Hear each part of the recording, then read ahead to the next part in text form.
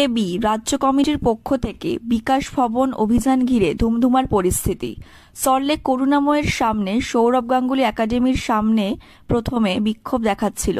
পরবর্তী ক্ষেত্রে পুলিশের পক্ষ থেকে জানানো হয়, শিক্ষামন্ত্রী দপ্তরে নেই প্রিন্সিপাল সেক্রেটারি, ভার্চুয়াল মিটিংয়ে ব্যস্ত আছে, সেই কারণে তাদের সঙ্গে কারো দেখা করা সম্ভব নয়। তারপরেই বিক্ষোভকারীরা পুলিশি বাধা অতিক্রম করে বিকাশ ভবনের দিকে আগাতে থাকে। মিছিল করে করুণাময়ের সামনে আটকে দেওয়া হয় বিক্ষোভকারীদের। এই মুহূর্তে করুণাময়ের সামনে বিক্ষোভ দেখাচ্ছেন আন্দোলনকারীরা।